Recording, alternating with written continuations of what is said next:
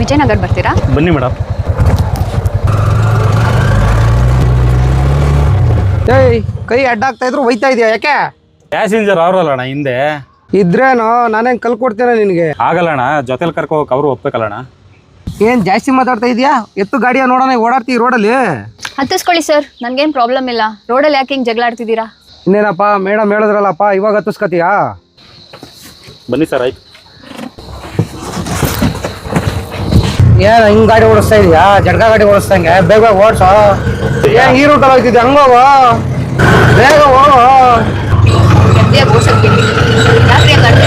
ಮುಂದ್ಗಡೆ ನೀವು ಓಡಿಸ್ ಬೇಗ ಬೇಗ, ಅಲ್ಲಿ ಅರ್ಜೆಂಟು ಟೈಮ್ ಆಯಿತು.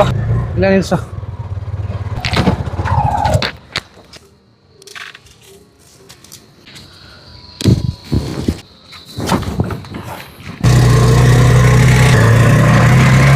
ಅಲ್ಲ ರೀ, ಆ ಯಪ್ಪ ಅಷ್ಟು ಮಾತಾಡ್ತಿದ್ದಾನೆ, ಮತ್ತೆ ದುಡ್ಡನ್ನ ಹಂಗೆ ಎಸ್ಬಿಟ್ಟು ಹೋದ, ಆದರೂ ನೀವು ಸುಮ್ಮನೆ ಗಾಡಿ ಓಡಿಸ್ಕೊಂಡು ಹೋಗ್ತಿದ್ದೀರಲ್ಲ.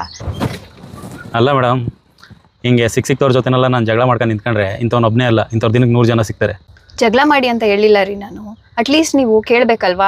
ಈಗ ನಾನೇನೋ ಒಂದು ಅಂತೀನಿ, ಮತ್ತೆ ಅವನೇನೋ ಅಂತಾನೆ, ಮತ್ತೆ ನಾನು ಇದೇ ರೋಡಿಗೆ ಬರಬೇಕು. ಅವನೊಂದು 4 ಜನ ನಾಕಂಬರ್ತಾನೆ.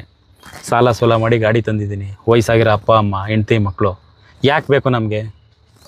ಹೆಂಡ್ತಿ ಮಕ್ಕಳನ್ನೆಲ್ಲ ಮರೆತರೆ ರೌಡಿಸಮಲ್ಲಿ ಅವ್ರ ಅಪ್ಪ ನಾವು. ಆದರೆ ಹೊಟ್ಟೆ ಪಡೋಗೋಸ್ಕರ ಬಂದಿದ್ದೀವಿ ಮೇಡಮ್. ನಿಮಗೆ ಇದೆಲ್ಲ ವಸ್ತು ಬಿಡಿ, ನಮಗೇನು ಇದು ಹೊಸ್ತಲ್ಲ. ನೀವೇನು ಬೇಜಾರು ಮಾಡ್ಕೊಬಿಡಿ ಬಿಡಿ. ವೃತ್ತಿ ನೋಡಿ ವ್ಯಕ್ತಿನ ಹಳಿಬೇಡಿ. ಅವರಿಗೂ ಮನಸ್ಸಿರುತ್ತೆ. ಎಲ್ಲ ಆಟೋ ಡ್ರೈವರ್ ಒಂದೇ ಥರ ಇರೋಲ್ಲ. ಎಲ್ರೂ ಗೌರವಿಸಿ.